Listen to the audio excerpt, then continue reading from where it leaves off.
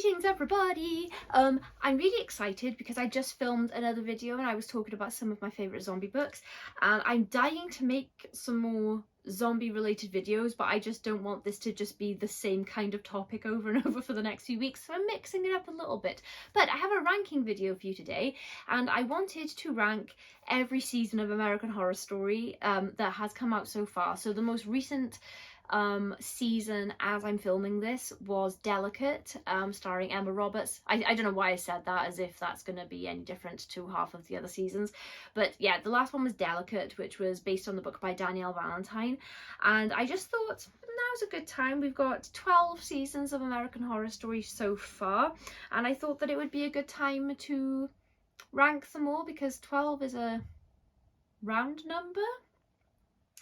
Anyway, I'm pretty sure that my rankings are going to be quite divisive because I know that my favourite season is not the popular one by sort of general audience choice, and I know that my lowest ranking ones are popular, so I'm hoping for some really fun conversation in the comments when we get to it, but let's just jump in. So in number 12 I have put Freak Show. This was my least favourite season by quite a long way, and so what's it about? Okay, so Freak Show is about an old school freak show. It's set a little bit in the past, couple of decades back, and we've got a traveling circus freak show, and I feel awkward saying freak show over and over, but that's what they were called. So you know, we've got stuff like the bearded lady in the classics, and I think they call him Lobster Boy. He's got like a deformity on his hands that give him sort of a claw-like appearance with his hands. That part is played by Evan Peters, who is an American Horror Story staple for good reason, I think. And then somebody sort of comes into the community and starts messing it up from the inside. And the themes of this show, I guess, are about prejudices and sort of I don't know, I guess social issues and things like that. And I did think that there were some interesting conversations to be had around the themes of the show, but also I just found it really uncomfortable to watch because it's so nasty. And I know that's probably such a weird, silly thing to say about American Horror Story because it doesn't tend to shy away from being quite nasty. We normally do have some really vile scenes and stuff, and like, not, you know, for shock value's sake, I would say I would stick up for American Horror Story on that front, but I just didn't enjoy watching this. And I've rewatched all of these seasons at least once, but this one I found I couldn't get to the end of it on the rewatch. I just didn't want to watch it anymore. It just made me feel too uncomfortable and sad, so that's why it's in last place. Number 11, I think that this is going to annoy people also because I know that this is a lot of people's favourites, but Asylum is my number 11 pick.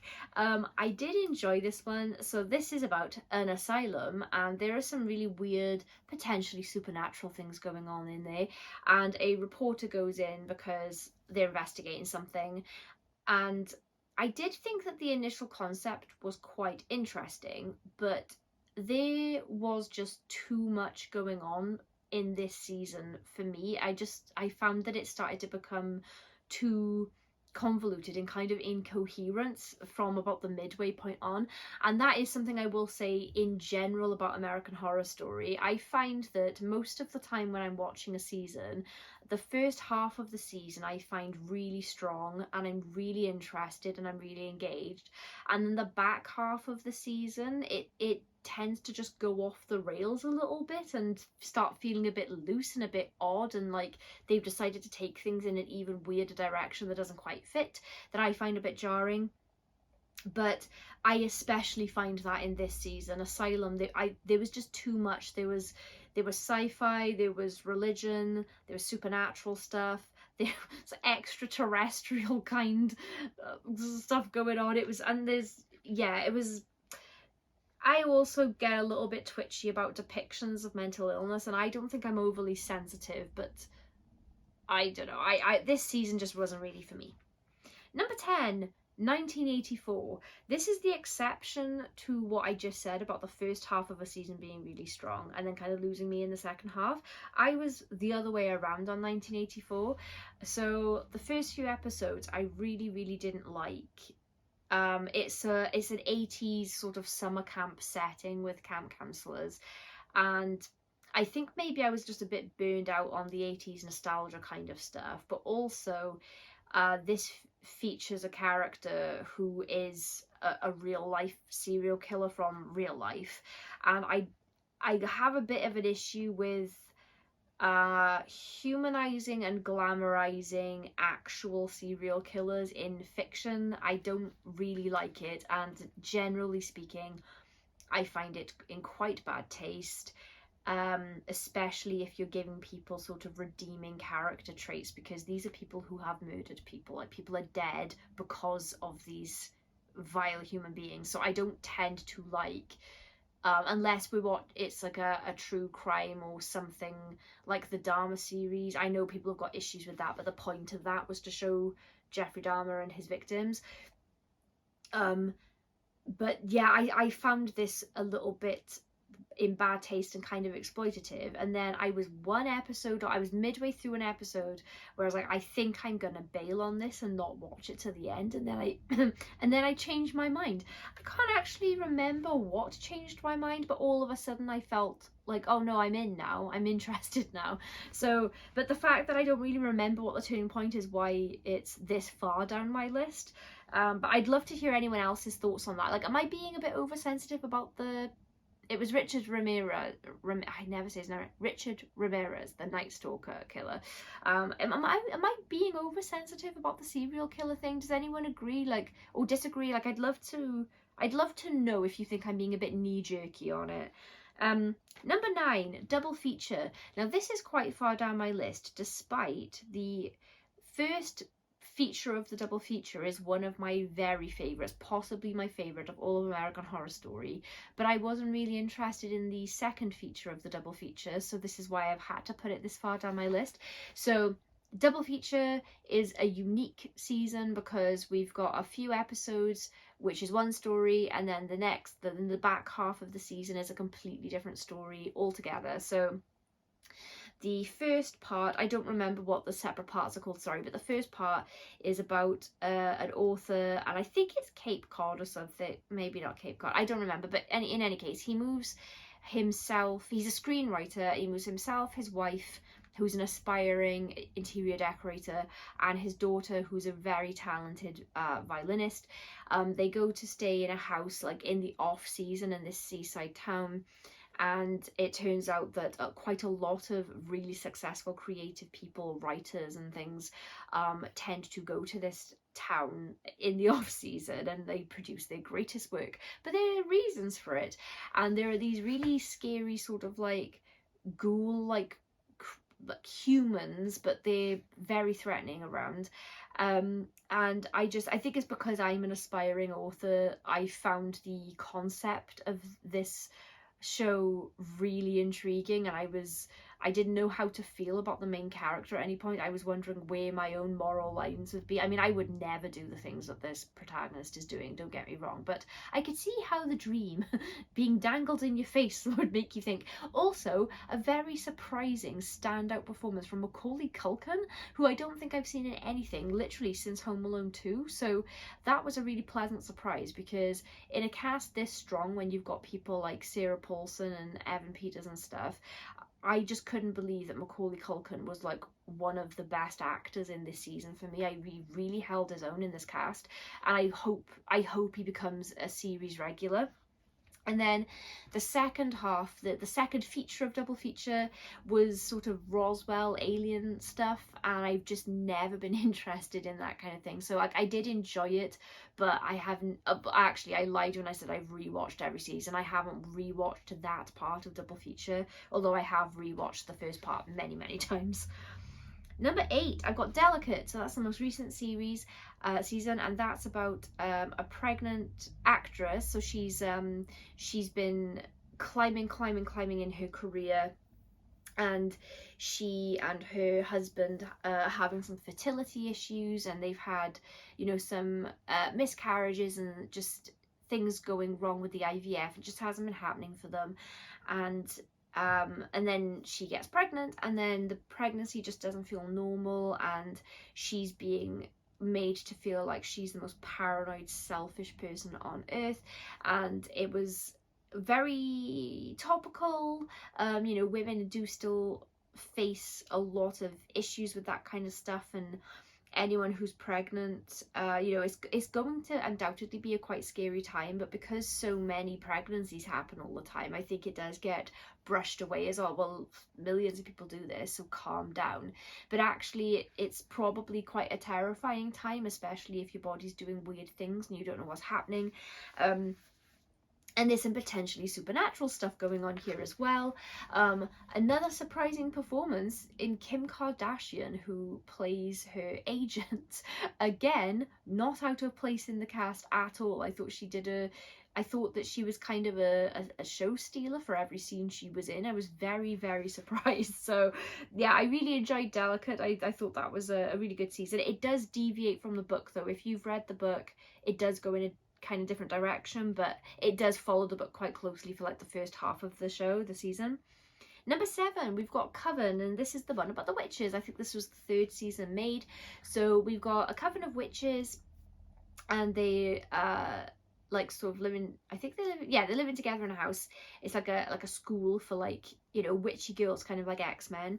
And Sarah Paulson is the lead in this, and she's like the leader of, I say leader of the coven, but her mother is actually the Supreme, as they call it. So the Supreme is like the highest ranking witch, the most powerful witch, and only a woman can be the Supreme, but that comes into effect in a different season.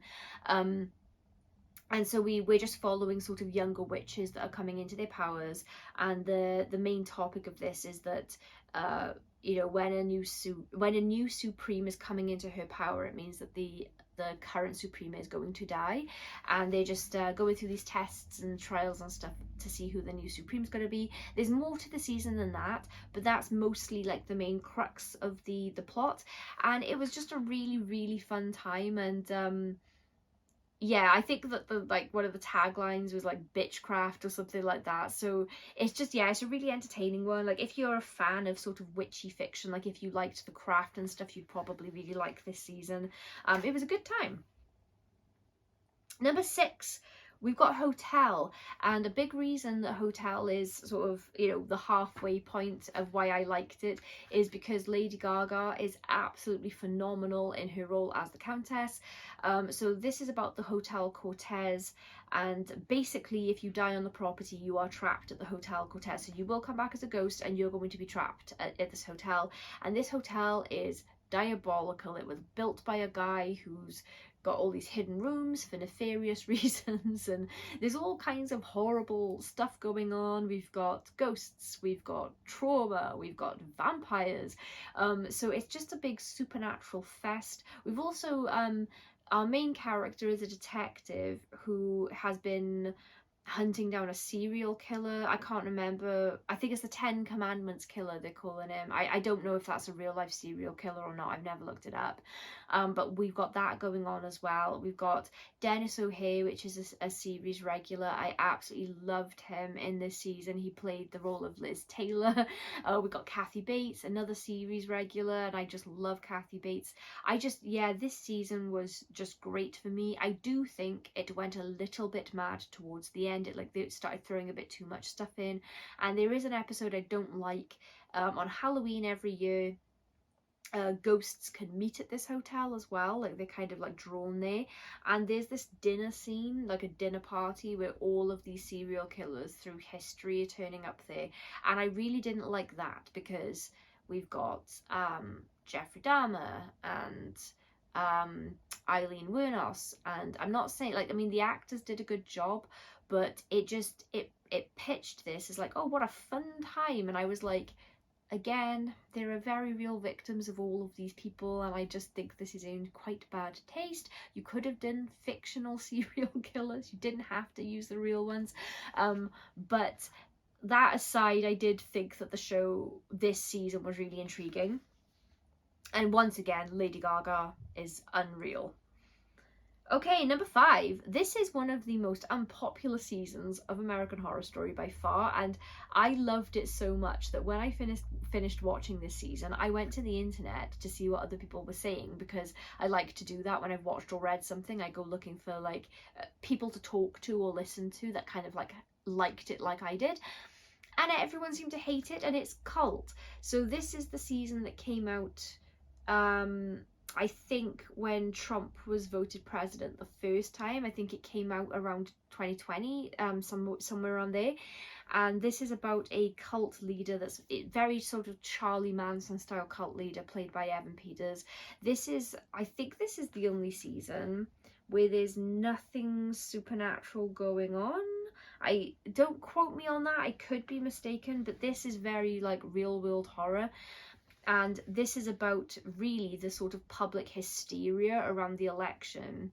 And what I really liked about it, and this is what people didn't like. So I saw a lot of presumably right-wing people going nuts online about how pissed off they were about the depiction of like right-wing characters and all of this stuff, but equally the left-wing characters were depicted equally as ridiculous as these right-wing. So like I felt like the show wasn't, I mean, I very much have a side, a moral side that I would take in this kind of debate, but I didn't feel like the show picked a side. I felt like the show was sort of satirizing both sides of these political debates in an equally ludicrously dramatic, like melodramatic kind of way. Like all of the characters are very annoying. And I felt like this was kind of a tongue-in-cheek dark comedy of a series. I don't know if anybody else kind of read it that way,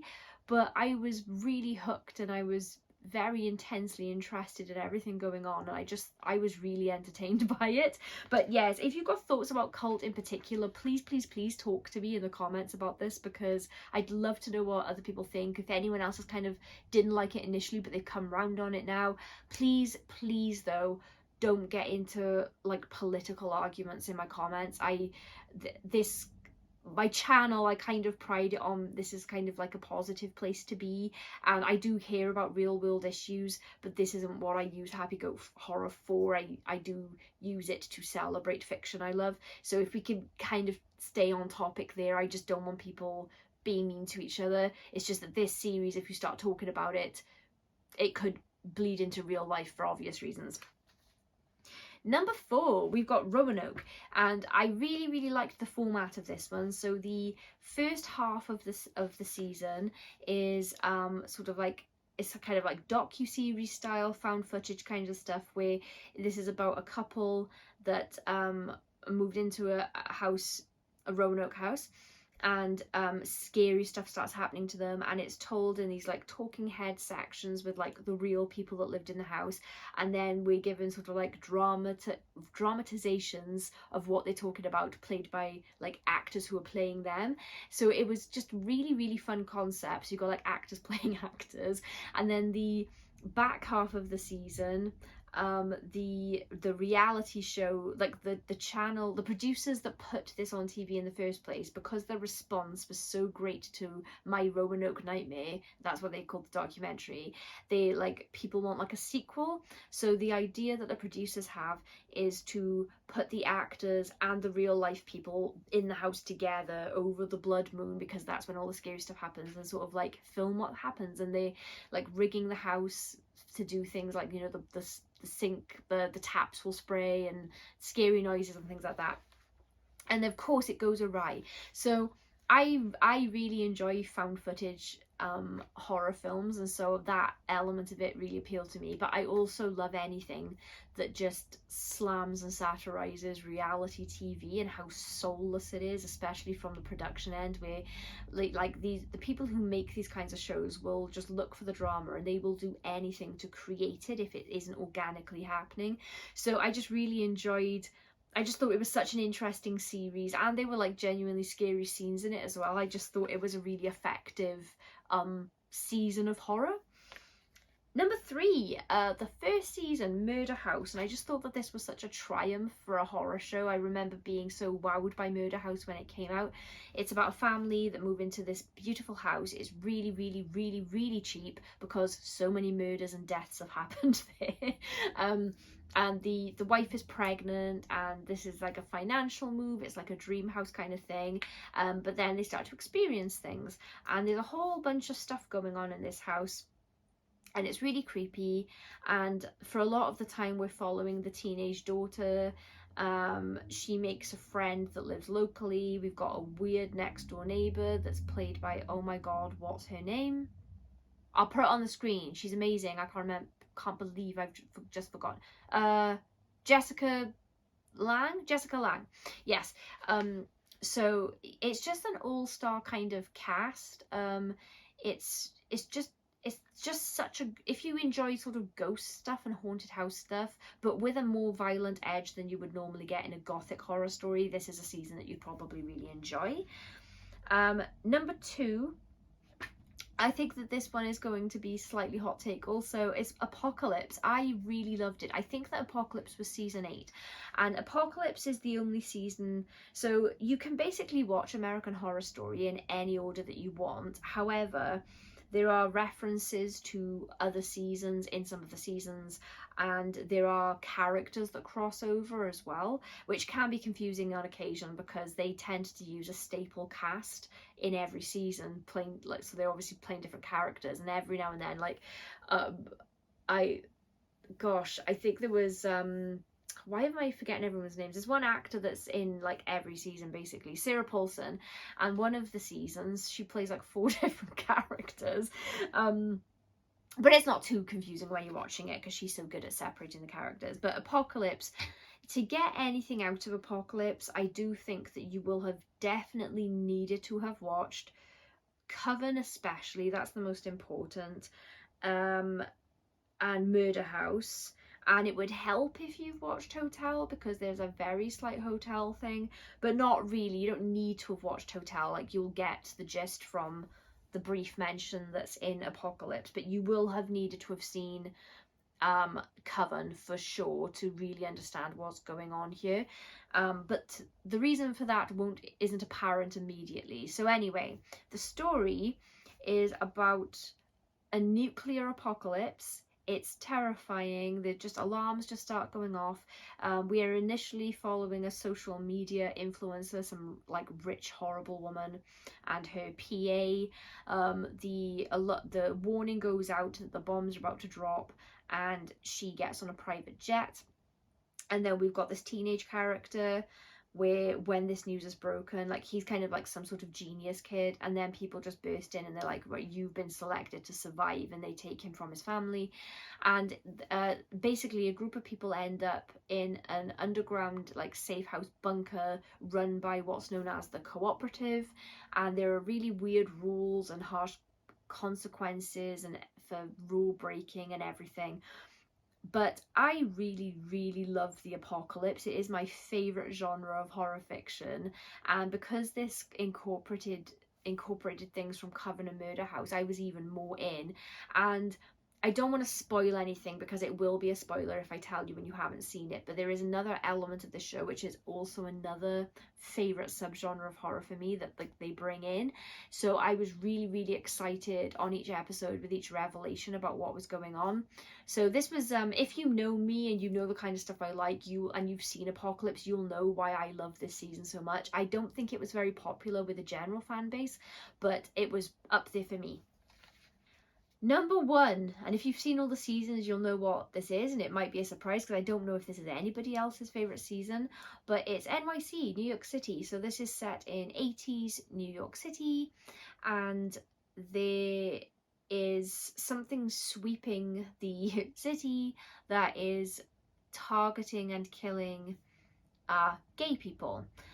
Pretty much almost exclusively gay people, and obviously there's a very obvious parallel to the AIDS epidemic here, and I don't want to talk too much about the season because I really don't want to spoil anything, but this is very light on the supernatural aspects or potential supernatural aspect, and the casting is very different. We don't have our sort of rotating staple cast members here. We do have some, but mostly it's new people in the roles, and I would love to see some of these people brought back.